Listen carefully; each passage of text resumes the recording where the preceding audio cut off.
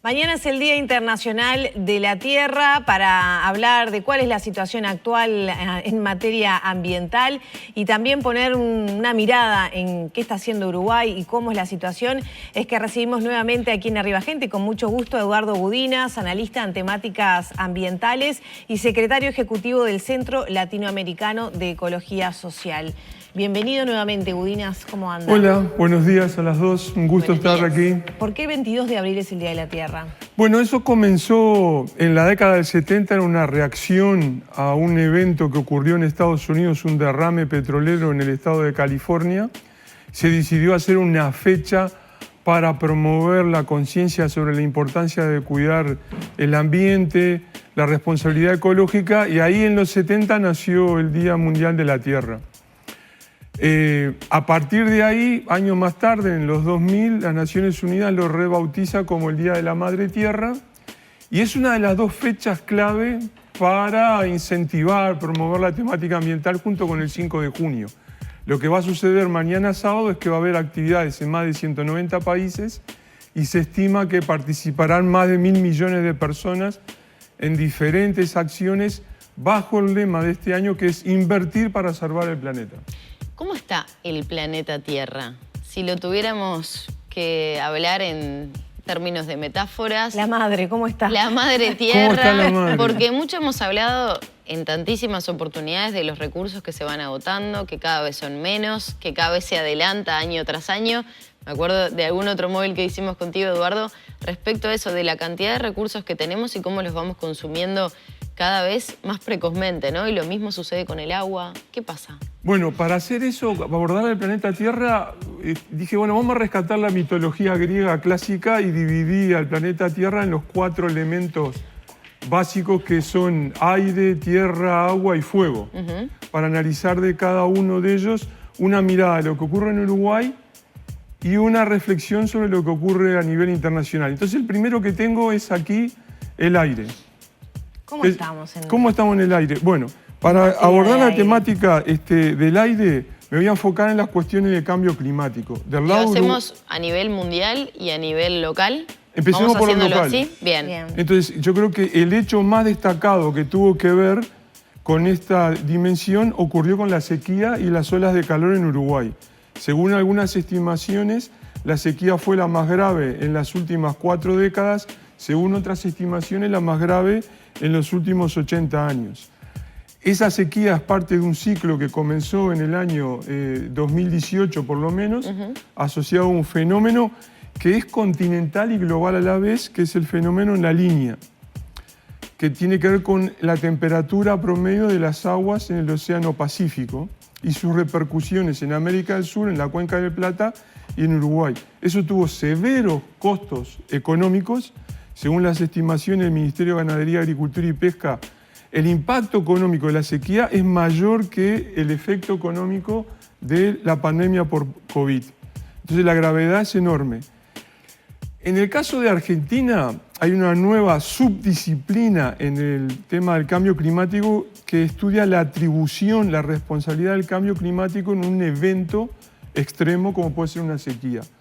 Este cálculo para Argentina arroja que el cambio climático habría aumentado en un 60% la posibilidad de una sequía. O sea, no podemos decir que esta sequía se deba al cambio climático, pero sospechamos que esa modificación de la temperatura global la promovió. Claro, y ahí voy a una pregunta que ya te hemos hecho, pero que creo que vale la pena volver a hacer, y es que ¿cuánto de eso es un proceso natural de la Tierra y cuánto de eso está provocado por la acción humana?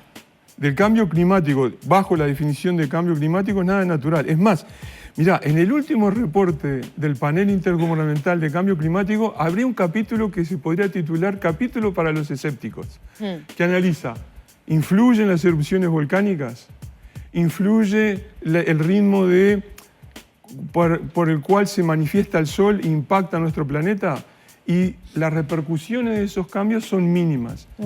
El cambio se debe a las acciones humanas que comenzaron hacia la revolución industrial. Para pasar a la esfera internacional del primer elemento, que es el aire, les doy un ejemplo. Cuando yo estuve en el programa el año pasado, hace un año, las proporción de carbono, de dióxido de carbono en la atmósfera era 420 partes por millón. Hoy, un año después, la cifra de hace 2 días atrás, 423 partes. Siguió aumentando. En el año 2022 hubo un nuevo récord de emisiones de gases invernadero, un poquito menos de lo que se esperaba, pero un nuevo récord.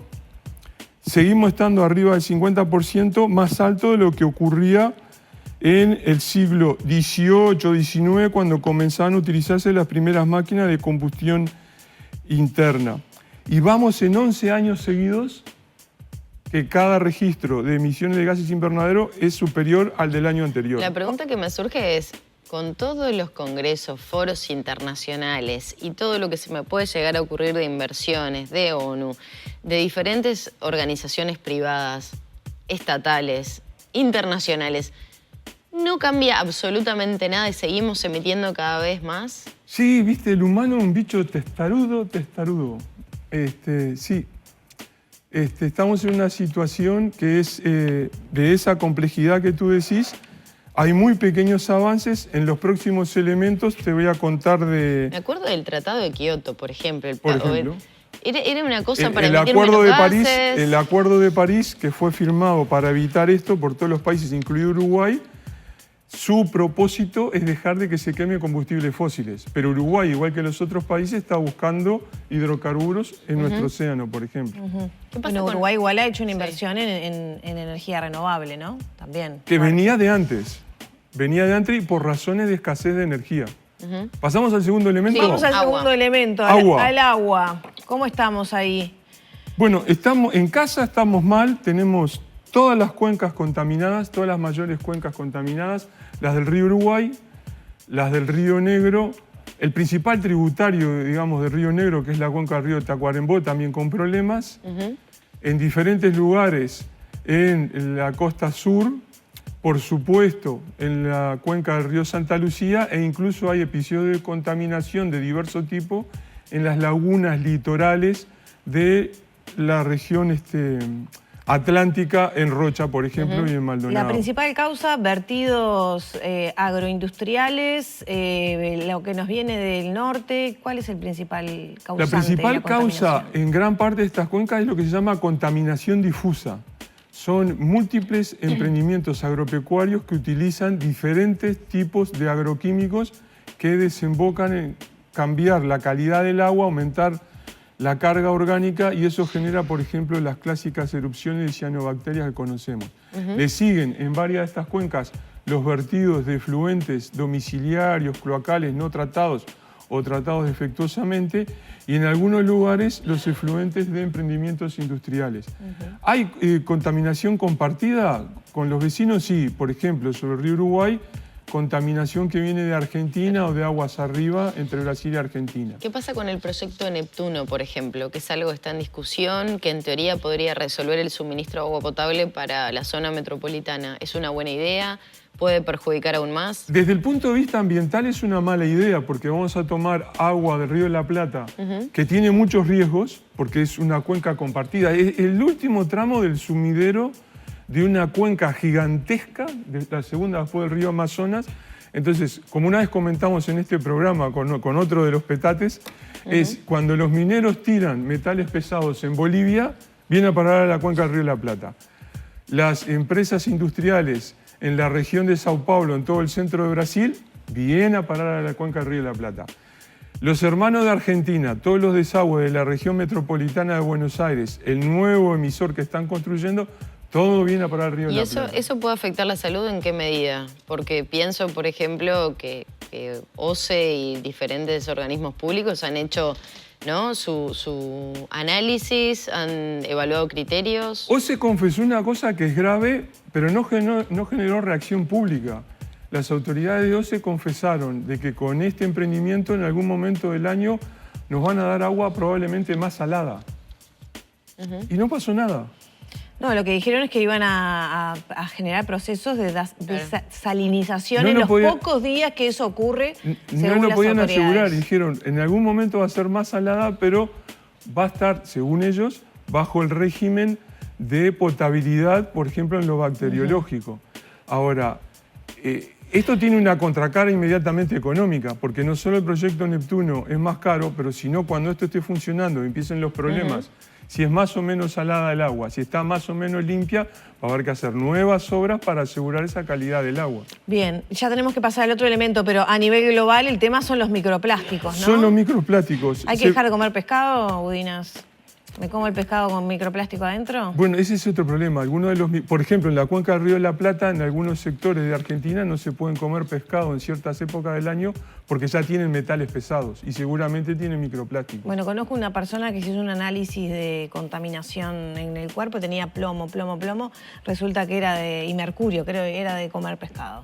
Bueno, hubo un caso, me van a apurar con el tiempo, pero déjenme hacerles un cuento. Un caso famoso hace unos 3 o 4 años en Argentina, una comisión de legisladores que estaba estudiando los impactos del glifosato, el herbicida que se utilizaba en la agropecuaria argentina, que vivían en Buenos Aires, porteños de alma, se hicieron el análisis de orina para detectar si había remanentes del derivado del glifosato y tenían.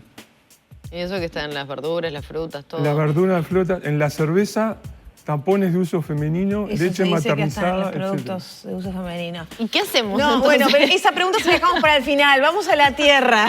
Tierra. Vamos a la tierra. Problema de Uruguay, de los varios que Me hay. río para no llorar, ¿no? Sí, claro. Tomé el caso del monte indígena. ¿Por qué?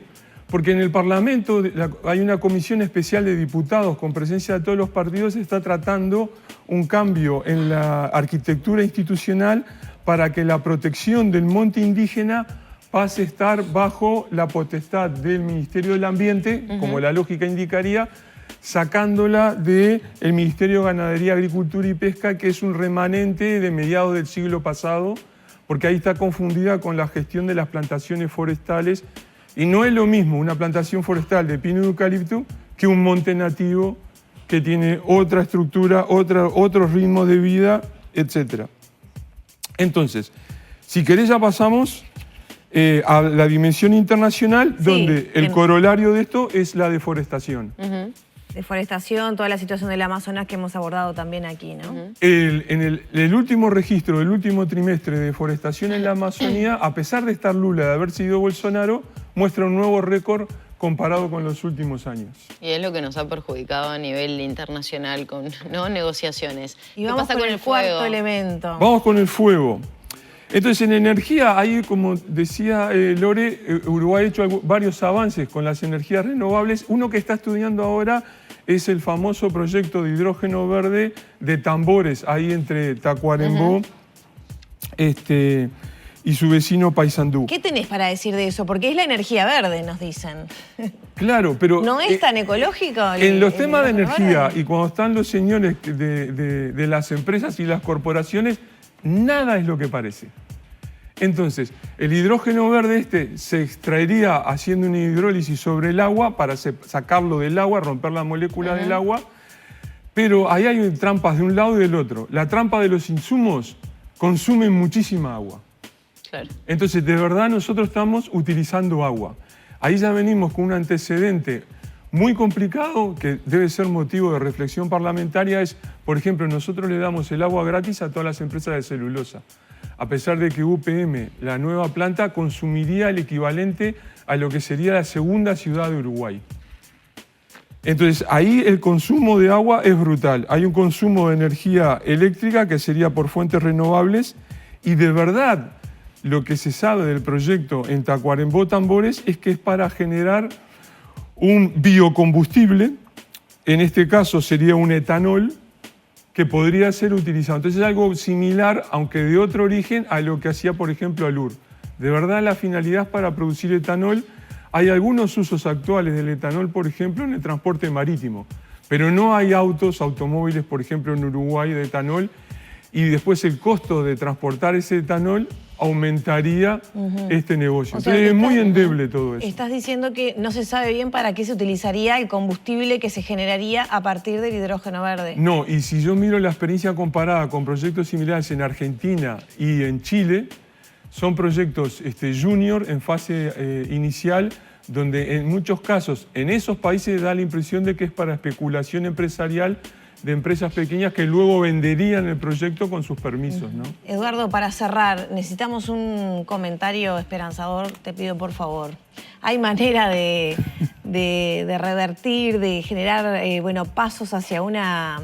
Porque además todo esto tiene su correlato con el perjuicio social a la salud humana y obviamente la afectación a los más desprivilegiados de las sociedades. ¿Se puede de a poco cambiar?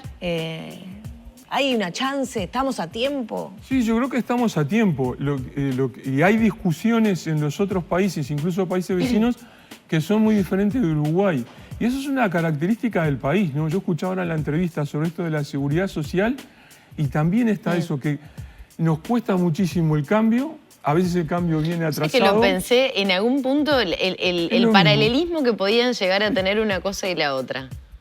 Sí, lo que está sucediendo con el tema ambiental se parece a educación, a seguridad social y a salud. ¿Y sabes a qué más lo sumo? Ahora que Lore hacía esa pregunta, ¿qué pasó en plena pandemia? Cuando la gente no salía de los hogares. ¿No se transformaron lugares donde prácticamente no transitaban animales y demás que reaparecieron de a poco? En algunos sitios, a medida que sí. Fueron desapareciendo la circulación vehicular, el paso del hombre. En algunos sitios sí. Entonces, ahí hay márgenes de maniobra. Entonces, para retomar esto, discusiones que hacen nuestros vecinos en América del Sur. Por ejemplo, en Colombia el gobierno Petro intenta, después veremos si tiene éxito o no, el nuevo gobierno de Gustavo Petro, cómo despetrolizar su matriz energética y cómo abandonar la exportación de carbón y de petróleo. Entonces, traducido eso a la uruguayidad, el impacto de ese debate político es como que el gobierno estuviera diciendo, en el caso de Uruguay, vamos a dejar de depender de la exportación de celulosa y de soja para diversificar lo que producimos y lo que comerciamos con el exterior.